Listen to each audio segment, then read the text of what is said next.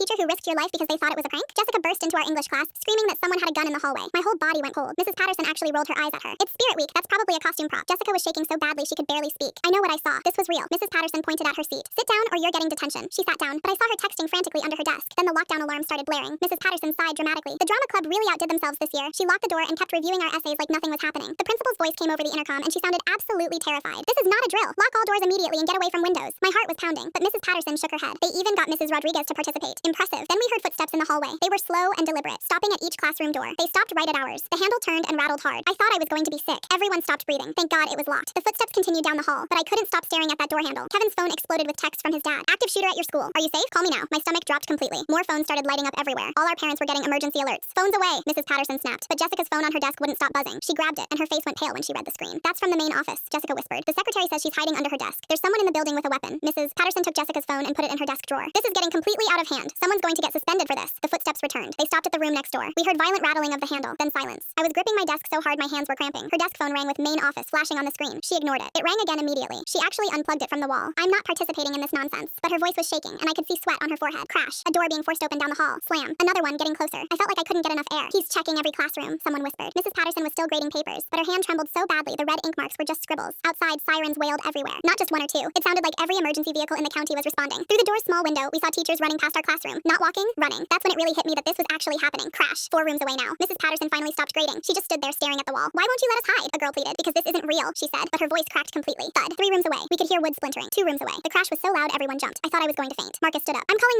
911. Mrs. Patterson pointed at him. You call anyone and you're getting written up, but Marcus already had them on speaker. The operator's voice filled the room. Officers are in the building pursuing the suspect. Stay locked down. Do not open your door for anyone. Kids started crawling under desks. Others pushed chairs against the door. Mrs. Patterson just stood there frozen in the middle of the room like her brain had completely shut down. The destruction was getting closer. Jessica begged Mrs. Patterson for her phone back. My mom needs to know I'm alive. She just stood there holding her keys without moving, and I wanted to scream at her. Then our neighboring classroom exploded. The impact shook our wall so hard that picture frames fell off. We waited in complete silence. Footsteps approached our door. The handle twisted violently. Still locked. We all held our breath. I was certain I was about to die. Nothing happened. Then footsteps moving away. Someone pointed at the small window in our door. If he came back and looked through, he'd see all 28 of us sitting there completely exposed. I stood up because I couldn't take it anymore. Everyone in the supply closet. Now. It was tiny, but we had to try. Mrs. Patterson suddenly snapped back to reality. You cannot leave your seats. This is my classroom. But we were already moving. All 28 of us squeezed into that closet and pulled the door shut. Mrs. Patterson stood alone in the empty classroom. We could hear her through the door. This is all just a big misunderstanding. 5 minutes felt like 5 hours. I was pressed against strangers trying not to cry. Then we heard it. Police! Hands where we can see them. Nobody moved. Radios crackling, heavy footsteps, shouting commands. The closet door opened. An officer stood there. You're safe now. We got him. We stumbled out on shaking legs to find Mrs. Patterson sitting at her desk, telling the officers this was just students with toy guns. Police were everywhere when we got outside. They'd been trying to reach our classroom for 30 minutes. Security footage showed Mrs. Patterson unplugging emergency calls from the office while we sat there completely vulnerable. She kept insisting it was just a senior prank while they led her away in handcuffs for endangering students.